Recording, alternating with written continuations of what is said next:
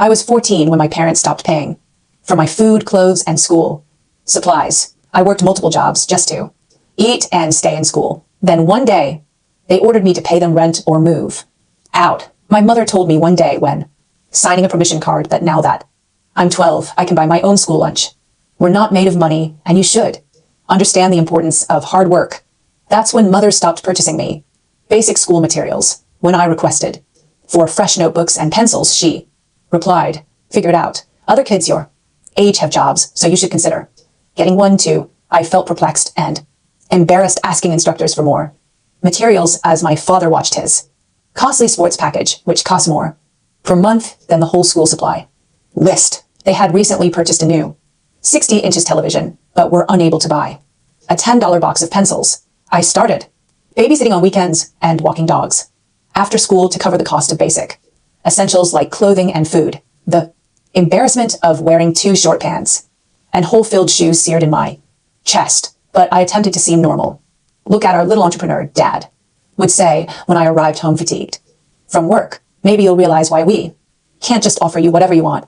I'd grin and nod while calculating how to make $25 last for a week of meals. By 13, they had stopped buying meals and were ordering takeout twice a week for themselves. I'd arrive home hungry too, find them devouring restaurant food and empty cabinets. Mom would tell you that you could get a job at the grocery store and purchase your own food like an adult while eating her Chinese takeout. The fragrance of their food made my stomach hurt, but I learned to stay in my room until they were finished, so I didn't have to watch them eat stuff I couldn't afford. I became better at money management than my parents ever were, because I had to make every dollar count while they impulsively purchased electronics and restaurant meals. I investigated each purchase and sought the greatest value. I developed a little business doing yard work and pet sitting that made great money. The irony was that as a teenager, I demonstrated more financial discipline than they did as adults. They still criticized me for being poor since I wore thrift shop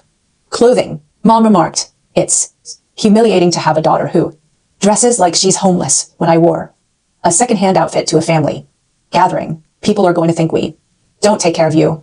I wanted to shout since they didn't take care of me and hadn't purchased me clothing in 2 years. Dad would moan to his buddies about how costly children were, while I sat there knowing I had been financially independent since middle school. I extended my business and began generating real money by providing lawn care and pet services to most of the neighborhood. My parents acted as if my achievement was due to their tough love style. Dad would warn people, "Watch what happens when you stop enabling kids and make them work for what they want. She understands the worth of a dollar, unlike these spoiled brats whose parents give them everything," he added while drinking $40 bottles of wine and playing golf at the country club. But then Dad lost his job and their attitude toward money shifted dramatically. "We're having financial difficulties," Mom stated, and she asked if I might lend them money for groceries, just until your father discovers something new. I watched them panic about missing their mortgage payment while I had spent years budgeting down to the last penny. They had no savings despite earning a respectable living because they had spent every dollar on wants rather than requirements. Dad replied, "You've got all that money sitting in your account." When I refused to give them cash during difficult times, family members support one another. I reminded him that when I was 12, I was supposed to help my family and eat peanut butter for dinner every night. That was different because we were teaching you responsibility, Mom remarked as if that made sense. "This is an actual emergency." They continued asking for money every few days and becoming angry when I declined. Dad stated, "You're being selfish and ungrateful after everything we've done for you." During one of his pleading bouts, "We could have booted you out years ago, but we allowed you to stay here for free." I explained that allowing your minor child to live in your home was the legal minimal obligation for parents. "Don't be clever with us when we ask for aid," Mom yelled back. I was calculating my funds and preparing to leave for college when both of my parents approached me in the kitchen with serious looks. "We've been discussing, and we believe it's time for you to begin contributing to household expenditures," Mom added with Dad nodding behind her. "You're 14 now and you earn a nice living, so it's only right that you pay rent." Dad approached with a contract in his hands. "You may either pay $600 per month with utilities or find another place to live. I glanced at the document Dad was holding, and my thoughts went utterly blank for a moment. The paper had official looking headers and signature lines. $600 a month plus utilities meant that I'd be spending nearly all of my earnings, leaving nothing for food or emergencies. I quickly calculated the numbers in my thoughts. In a good month, I earned around $700 from my lawn care company and pet sitting. This house's utilities bill increased by at least $200 during the summer when they turned on the air conditioning. That would leave me with around $100 for everything else, including food, clothing, school, materials, and mower, gas. My parents were watching me as if they expected me to just sign. Mom crossed her arms and Dad held out a pen. I said I needed time to think about it and went to my room. Before they could protest, Dad called after me for being theatrical, but I closed and shut my door. My hands trembled as I brought out my budget notebook and ran the figures, which confirmed what I already knew. This would demolish all I've created. For the past 2 years, I've been quite frugal. I've saved over $1,500 for emergencies and college application expenses. If I paid them rent, my funds would be depleted in 3 months, leaving me with nothing to cover the essentials. They stopped supplying. I write out several situations, but they all finish in the same manner. There is no version of this that works without leaving me hungry or losing my business equipment. My eyes are moist, but I'm not sobbing, so the notebook pages are a little blurry. I'm simply upset and afraid, trying to figure out what to do. That night, I lie awake on my phone investigating whether parents may legally charge rent for their underage children. The answers are difficult and vary by state, but most authorities agree that parents have a responsibility to give basic assistance until their children reach the age of 17. Some forums have individuals claiming that when they were adolescents, their parents charged them rent, which was okay. Others believe it is neglect if the parents do not provide food and basics. According to a legal assistance website, parents are responsible for providing their children with shelter, food, clothes, medical treatment, and education. Charging rent may be okay if they are still supplying all of the other necessities. However, my parents have not purchased me food in over a year. They have not purchased me clothing since I was 12. I screenshot everything that appears relevant and store it to a folder on my phone. Around 1 a.m., I eventually fell asleep with my phone still in hand. When my alarm goes off, I'm fatigued and my eyes ache from seeing small print for hours. The next morning, I inform my parents that I won't sign anything until I talk to someone at school about it. We're in the kitchen and they're having breakfast that they purchased for themselves. Dad's face goes crimson and he begins ranting about disrespect. He claims I am being ungrateful and that they have every right to charge me rent. Mom gets in claiming I'm acting like a spoiled brat who believes she's too wonderful to serve her family. Despite my racing heart, I remain cool. I tell them that I just want to make sure I understand everything before signing a formal contract. Dad smacks his coffee mug on the counter, spilling coffee everywhere. He approaches me, but I take my backpack and leave for school early. I can hear him shouting behind me as I go down the driveway, but I don't glance back. My hands shake again as I unlock my bike. The trip to school generally takes 10 minutes, but I finish in about 7 since I'm cycling so hard. I'm hardly paying attention in my morning courses, trying to find out who I can trust with this. My math teacher is teaching something about equations, but I am simply looking at my notepad. In English, we're meant to perform group work, but I inform my group that I'm not feeling well and sit alone. Mrs. Carter, the school counselor, has always been friendly when I've met her in the hallways. So around lunch, I go to her office. The main office secretary inquires whether I have an appointment. I tell her it's an emergency, and she glances at me for a moment before picking up the phone. Mrs. Carter emerges a few minutes later and leads me into her office. She's presumably in her late 30s, has gray hair, and is wearing a cardigan despite the fact that it's warm. Her workplace features plants on the windowsill and encouraging pictures on the walls. Mrs. Carter listens to everything without interrupting, and when I'm finished, she appears really concerned. I tell her about being 12 when they stopped purchasing lunch and supplies, about working since middle school to finance food and clothing, about them ordering takeaway while I ate peanut butter, about the closed pantry, and about Dad's contract that I must sign. She writes in a notepad and nods. After I finish talking, she asks whether I feel comfortable at home and if my parents have ever been physically aggressive, which they have not. She inquires whether they've ever hit me or threatened to injure me. I tell her, no, they've never done that. They just stopped taking care of me financially, and now they want me to pay them. Mrs. Carter's countenance becomes serious and she taps her pen on the desk. She says that while she is not a lawyer, charging a kid rent raises severe concerns regarding parental responsibilities. According to her, parents are responsible for their children's fundamental needs until they reach the age of 17. If they charge rent yet do not provide food or clothing, this may be termed neglect. She opens a drawer and takes out several leaflets regarding free legal aid services. She asks if I'd be okay with her making some calls to link me with someone who can provide actual legal counsel. I tell her, yes, please. I need help figuring this out. Mrs.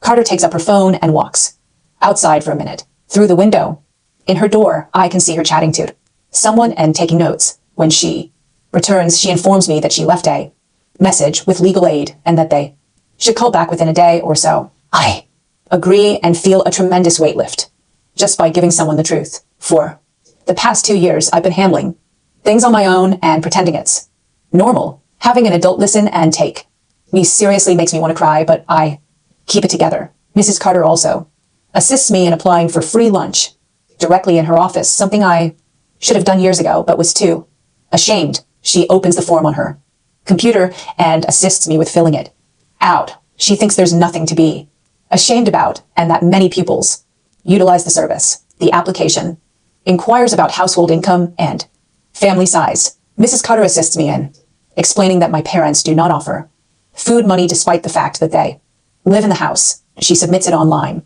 and states that I should be authorized within a few days. When I leave her office, I feel lighter than I have for months. Someone is aware and assistance is being provided. I am not fully alone anymore.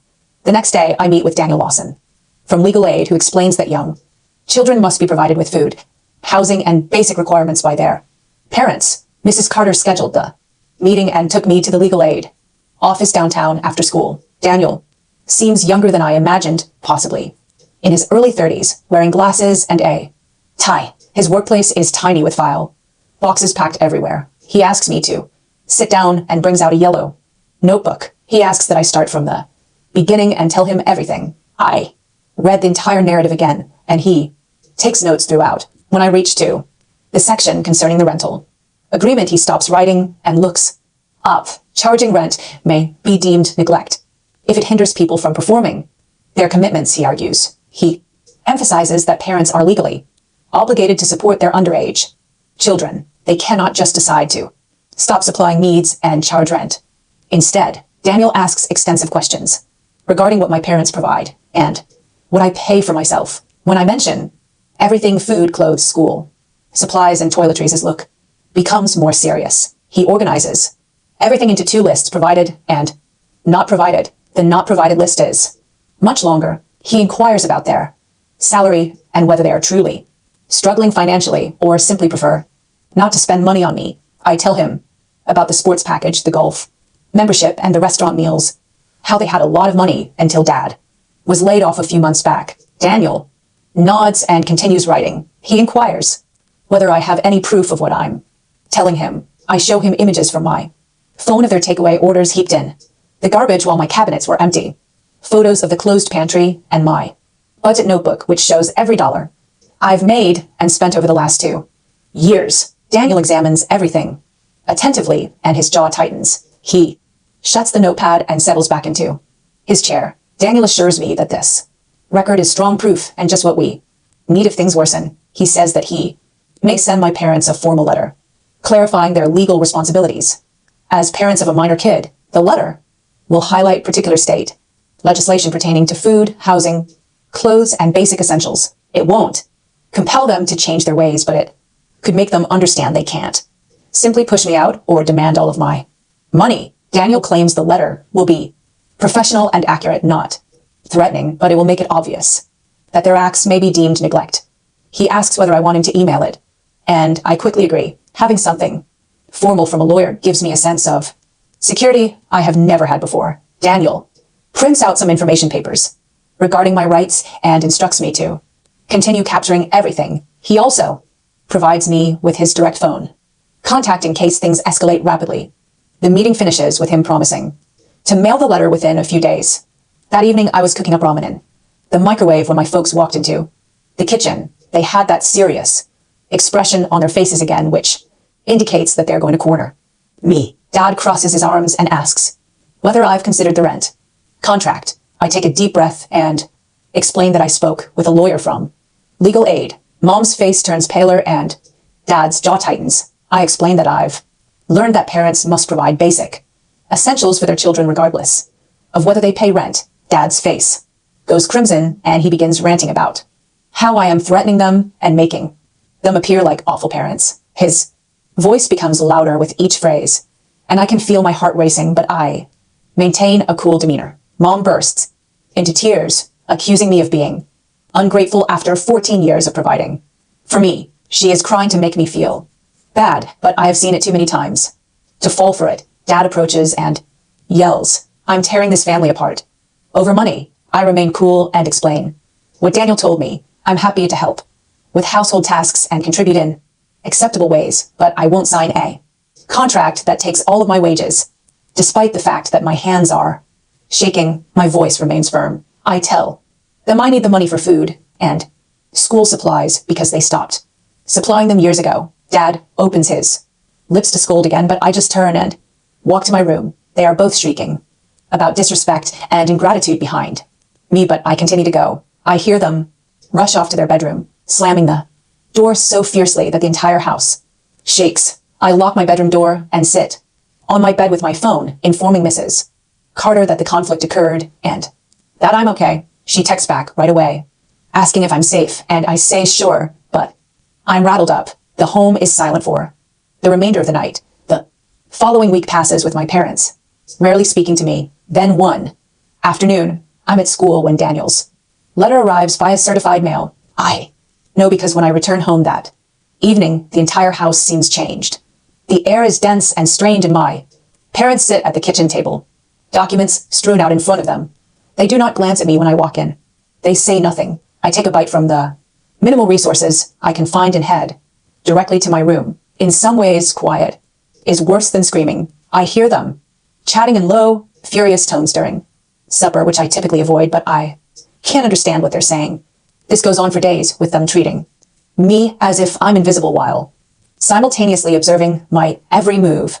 Mrs. Carter began checking in with me practically every day at lunchtime. She leads me into her office where we work on creating a realistic timetable that combines school, job, and study time. My grades have been decreasing because I am too weary and anxious to concentrate on my assignments. She writes my instructors explaining that I am struggling with family concerns and assists me in obtaining extensions for missed tasks. We figure out which classes require the most attention and when I can spend my leisure time to catch up. She also links me with the school's homework aid program, which provides free tutoring. Mrs. Carter creates a spreadsheet covering my complete week, including school hours, job shifts, study blocks, and even time for sleep. Seeing everything put out helps me realize how much I've been attempting to do alone. She prints one copy for me and maintains another in case we need to make changes. My neighbor, Mrs. Parker, has noticed that I am taking my lawn equipment to her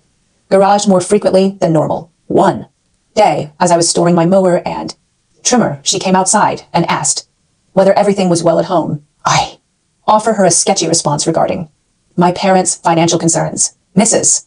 Parker glances at me for a long time as if she's debating whether to press for additional information. She doesn't push, but her face suggests she understands more than I do. She notes that her garage has plenty of space if I want to store all of my equipment there permanently rather than just sometimes.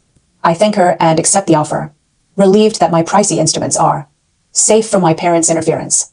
The next week, Mrs. Parker begins to give me more steady employment. She asks if I can mow her lawn every week rather than every other week, and if I can also help with some garden care. She pays me ahead for the entire month, which allows me to budget better and feel less stressed about money while I'm working in her yard. One Saturday, she offers me lemonade, and casually remarks that her guest room is available if I ever need a place to stay. She says it in a lighthearted tone as if she's simply conversing, yet her eyes are serious. I thank her and say how much I appreciate it. Having that alternative in the back of my mind helps me feel less confined.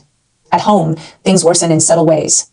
My parents lock the pantry door and begin counting each thing in the refrigerator. They do not legally refuse me food, but they make it plain what I am permitted to touch. Certain shelves in the refrigerator are off limits, and the pantry is closed except when they are present to oversee. It's their technique of managing my diet without breaking any evident restrictions. I go home from work hungry and find the cupboard shut with a note stating that they'll be home at 8. Meanwhile, I can smell their leftover Chinese food in the fridge, but I'm not supposed to touch it. I start capturing everything on my phone as Daniel instructed. I snap images of the closed pantry with timestamps. I photograph the empty cupboards that I am permitted to enter, revealing that there is virtually nothing there. When my parents order takeaway, I photograph the bags and containers in the garbage. Then I take shots of my own meal, which is generally peanut butter on toast or simple noodles. I took a snapshot of our bank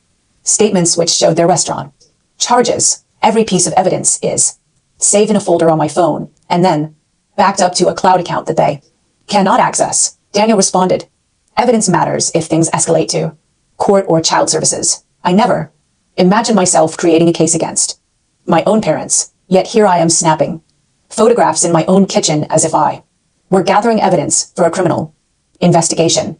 Ryan Brooks comes by my register during a slow spell the following shift and leans on the counter. He watches me check my typical lunch items, which are the cheapest in the shop, and then looks at me with an expression of understanding rather than pity. He notes that they have opportunities for extra hours if I'm interested, and the income will assist with whatever I'm going through. I accept quickly since a more consistent income means less worry about paying rent or buying food. He instructs me to come by his office after my shift to complete the paperwork, and I thank him as I pack my crackers and peanut butter. I fill out the documents the same day, and Ryan assists me in updating my work permit to allow for longer hours. Because I'm still 14, the new schedule begins later that week with 3 weekday evening shifts and entire weekends, resulting in consistent revenue. But it also means less time for schoolwork, and I'm already behind in 2 subjects due to the stress at home. Mrs. Carter spots me falling asleep in study hall and pulls me away to inquire what's going on. I explain about the increased work hours, and she does not lecture me on priorities or advise me to quit my job as some adults might. Instead, she assists me in creating a study plan that allows me to catch up on tasks throughout every free time and lunch break. She even talks to my instructors about project extensions so I don't become overwhelmed with late work. 3 days later, I get home after an evening job to find Dad standing in the driveway, arms crossed. Before I even get out of my car, he starts ranting about how he knew I was getting free lunch at school. Someone from church must have spotted my name on a list or something, since he knows information I never gave him. He accuses me of making them appear like dead beatots who can't even feed their own child, and that my poverty act is insulting to the entire family. I try to move by him toward the home, but he blocks my way and continues to talk about how others at church are surely chatting about how bad their parents must be. His voice becomes louder with each phrase, and I notice Mrs. Parker's porch light turning on across the street. She walks outdoors and stands on her doorstep, arms folded, observing us. Dad spots her standing there and lowers his voice to an angry whisper, but I can see his jaw straining and his fingers tighten at his sides. He tells me the conversation isn't finished and goes back inside, slamming the door so forcefully that the windows rattle. The next weekend, I return home after cutting lawns to discover my equipment in the center of the yard, thoroughly saturated from the morning shower. My parents insist they had no idea it was going to rain and wanted to move the car out of the garage for errands, but my mower won't start, and when I inspect the engine, I notice water damage that will cost more to repair than the mower is worth. I sit on the damp ground, gazing at my wrecked equipment, and I feel like crying for the first time in months. This mower represented half of my company, and replacing it will require weeks of saving. Mrs. Parker arrives about an hour later and discovers me still sitting there trying to figure out what to do. She stares at the wrecked mower and then at my parents' car sitting in the driveway, asking no questions about what occurred. She instructs me to bring all of my equipment to her garage right now and that I may keep everything there permanently so that this never occurs. Again, I pick up my trimmer and other equipment and accompany her across the street, pleased that at least one adult in my life is willing to assist rather than sabotage me. Back at work, Ryan Brooks invites me into his office and offers me a permanent part-time employment with defined weekly hours and a minor raise. The steadiness allows me to manage my budget rather than scrambling for inconsistent yard job money. Every payday, I can depend on a particular amount to cover my meals and other expenses. He also says that employee discounts extend to groceries, which will make my food budget go much farther. That following week, I was rearranging my room when I noticed Dad searching through my belongings. My bank statements are out of order, and there are fingerprints on the documents in my desk drawer. I approach him about it, and he behaves as if it is his right to know what I am doing with my money because I reside in his home. Daniel's voice lingers in my thoughts as I consider keeping my funds separate. So I go online and set up a prepaid debit card account that only I can access. I transfer the majority of my money and set up direct deposit from work so my parents can no longer check my income. Daniel stated that documentation is important, and this is an additional layer of security. Someone allegedly approaches Dad directly about the rent problem at church on Sunday morning. Since he returns home enraged by others chatting about our private affairs, he bangs things around the kitchen while Mom sits at the table humiliated and refusing to make eye contact with anybody. She repeating they should never have said anything to anybody, but Dad claims they didn't, implying someone else is speaking. We sit in my room and listen to them dispute over who found out and how to deal with the stories that are now circulating in their social circles. Mrs. Carter sets a mediation meeting at the school on the following Wednesday with my parents, herself, and a district social worker. We all sit around a conference table, and the social worker explains that her role is to assist us in reaching a mutually beneficial arrangement. My parents instantly start complaining about how rude I have been and how I refuse to aid the family at difficult times. Dad brings up every perceived slight from the previous month while Mom agrees and adds her own instances. The social worker listens intently before redirecting by asking what particular help my parents presently give. The room becomes silent as they try to mention genuine expenses outside the roof over my head. The social worker inquires about food, clothes, and school supplies, and my parents respond vaguely about teaching responsibilities. She asks me directly what I buy for myself, and I detail everything while my parents sit there looking uncomfortable. After about 45 minutes of back and forth, we strike a temporary deal in which I will not pay rent for the time being, but will contribute by doing additional jobs around the house. The social worker documents everything in detail, including which duties, how frequently, and what my parents agree to offer in exchange. She prints copies for all of us and says, this is a working agreement, we'll revisit in a month. My parents sign it, looking unhappy but agreeable, and I grab my copy knowing that this piece of paper would provide me with something formal to point to if they try to change the terms later. A few days later, I'm driving home from school and notice Dad packing his golf clubs into someone's car in the driveway. He passes over the clubs and accepts payment from the buyer before watching the automobile drive away with a sorrowful expression on his face. Inside, he is counting money at the kitchen table, and I hear him say something about paying the credit card company before they sue him. He doesn't ask me for money for the entire week, which seems like progress, even though I can sense he's sad over losing his golf equipment. Mom surprises everyone by saying that she has been recruited to work part-time at a retail business in the mall. She starts the next Monday and returns home that first day moaning about standing for 6 hours straight and dealing with nasty clients. Every evening after her shifts, she complains about being fatigued and her feet hurting, but it's strange seeing her work for the first time in years. Additional money is beneficial since we are eating cheaper meals at home more frequently instead of buying takeout. Mom cooks spaghetti with basic sauce, rice and beans, and inexpensive chicken meals. It isn't glamorous, but it means I won't be hiding in my room eating peanut butter sandwiches while they dine at the restaurant. I actually sit at the table with them throughout supper, which hasn't occurred in ages. Mom and I find ourselves alone in the kitchen one evening cleaning dishes while Dad watches TV. She's scrubbing a pot and suddenly remarks that her parents were quite tight about money while she was growing up. She claims they made her account for every dime and never allowed her to buy anything pleasurable. It's not an apology, and she makes no reference to how she's treated me, but it's the closest she's ever been to explaining why she behaves the way she does. I just nod and continue drying the dishes since I don't know what to say. Dad receives a call for an interview at a warehouse across town, and his entire demeanor shifts. For the first time in weeks, he appears optimistic, discussing wages and perks while browsing the company's website. The anxiety in the house eases slightly as we wait to hear if he advanced to the next round. I used part of my funds to send my lawnmower to the repair shop since the engine has been acting strange. The man fixes it, and I buy better, longer-lasting equipment, a new trimmer, and other professional-grade tools. Mrs. Parker sees me unloading everything and offers to let me organize her garage so that all of my business materials are in one location and easily accessible. We spent Saturday afternoon putting up shelves and hanging tools on the wall.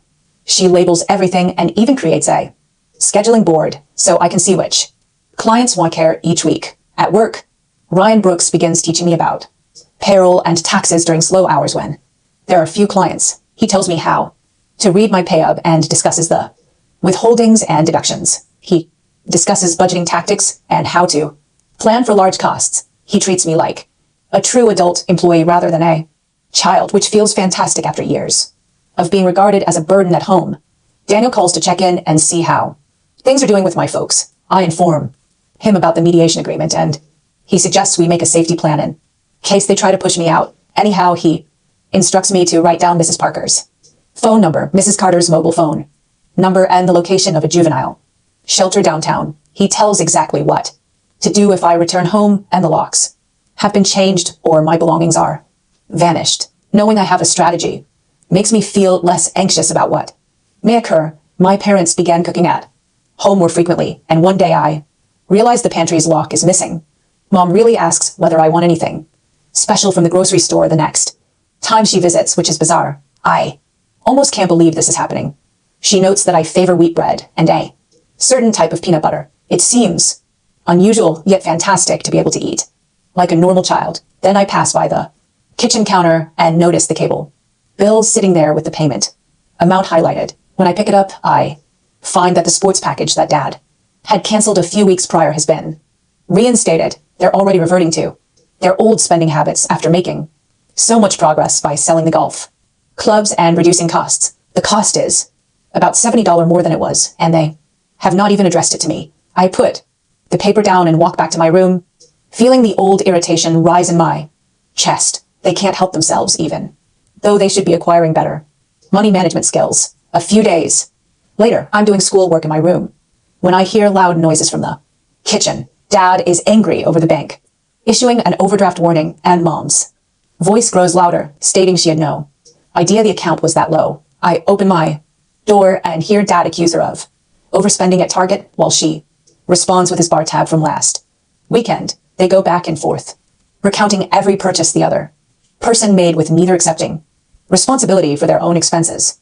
The dispute lasts approximately 45 minutes before they both storm off to their own rooms, and I realize they have learned nothing from the previous several weeks. The next morning, Dad approaches me before school and begins discussing how the home costs are rising. He thinks I should start contributing since the bills are too much for the two of them to bear. I take out my phone and show him a snapshot of our written agreement from the mediation meeting, the one that states no rent until I am 17. He goes crimson in the face, but I remain calm and inform him that we have already agreed on conditions. He mutters something about ungrateful children and goes away, but I can see he has other plans. That evening, Mom approaches me in the hallway with a phony, cheery look and begins discussing a new method she devised. She suggests that instead of calling it rent, we utilize chore credits in which I earn points for domestic activities that contribute toward covering bills. He sat here for a second before responding. That